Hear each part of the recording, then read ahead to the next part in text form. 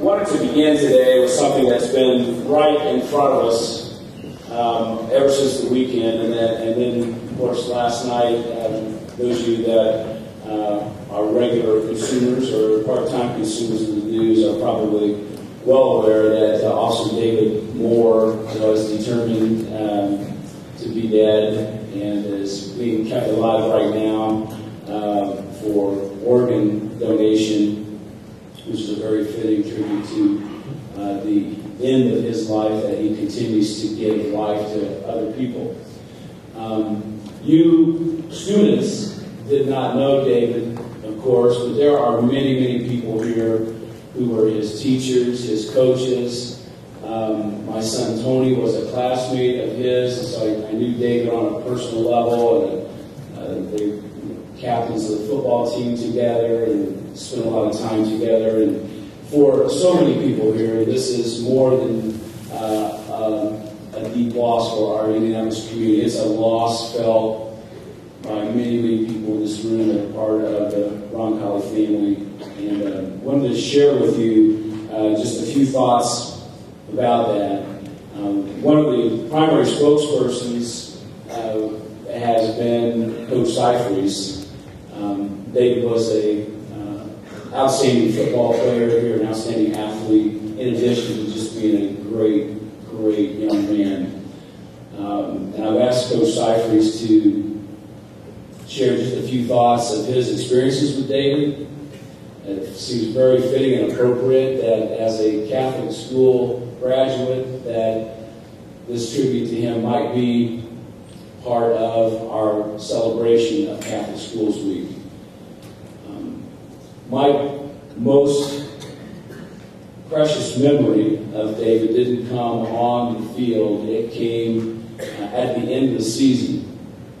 And I believe Coach Seifried might be sharing something about it. It's something that anybody that was there will never forget it. I've heard lots of Roncalli students lead prayer in wonderful ways. But at the end of David's senior season, there was a special banquet. I believe the team had been undefeated state champions. And he gave a prayer to probably 1,000 people. And it was one of the most moving, special prayers I've ever heard.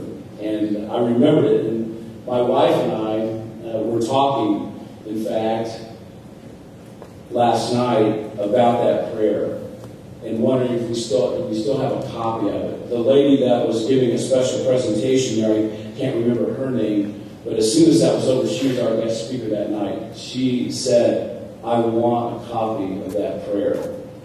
And I believe Mrs. Toner saved a copy of that. I know Coach Seifried has a copy, but I believe Mrs. Toner may have distributed that prayer to some or all of our faculty last night upon learning of Officer Moore's funeral, but it will, upcoming funeral, it will be something that I think you'll agree is a very, very fitting tribute for the Roncalli family.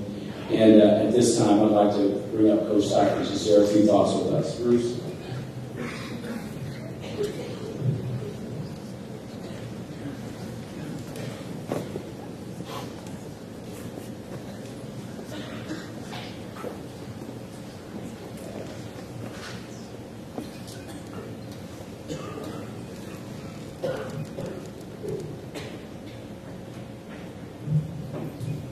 Character, faith, and honor.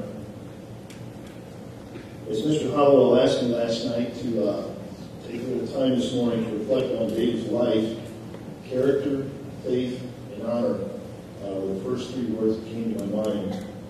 I'd like to share a few thoughts with you about David while he was here as a student and athlete at Roncalli. But that first word, character, they say the truest test of character is who you are and what you do, even when you think no one is watching. And that, I think, embodied really who David Moore was. Certainly, he was a young man of character. He was extremely honest, and those of us who taught him and worked with him would tell you he was not a perfect angel. He had a great sense of humor. He was a little bit of a prankster at times. but without fail, Mr. Pontarelli would tell you the same thing.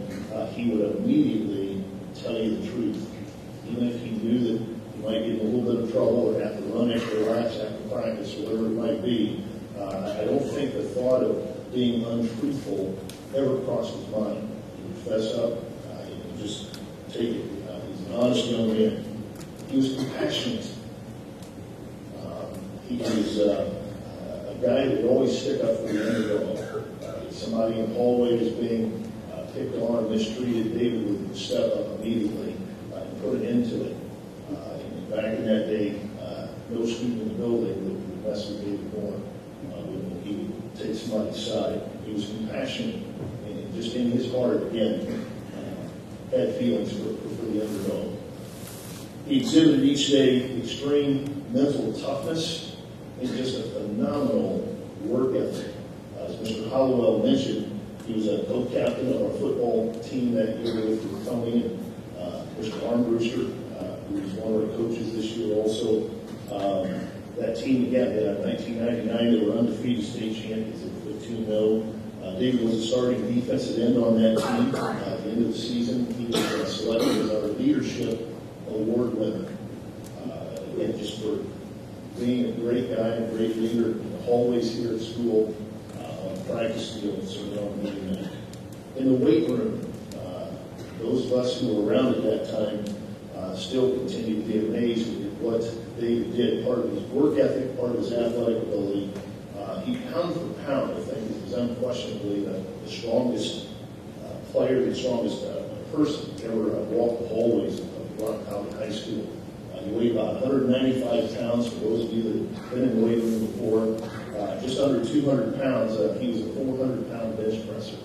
Bench over twice his body weight. That's incredible for a high school age student. He deadlifted 600 pounds, 3 times his body weight. So again, those who have a little bit of background in the weight room, that's just unbelievable. He really had superhuman strength. And I never quite understood that. He's kind of a tall, very lean, very fit young man.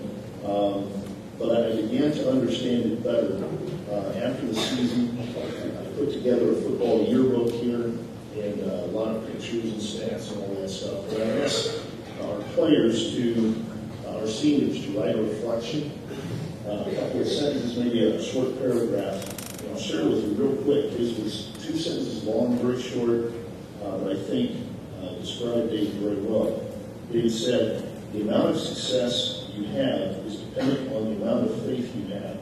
In order to achieve this faith, one must understand that no amount of iron in the weight room is equal to the iron nails of the cross." That was his reflection for the football yearbook. And as I read that, as I put that together again in that yearbook, I suddenly understood where his strength came from. Certainly there was physical strength there, but way beyond that, there was strength of character, and just drive, and purpose, a sense of purpose on his part.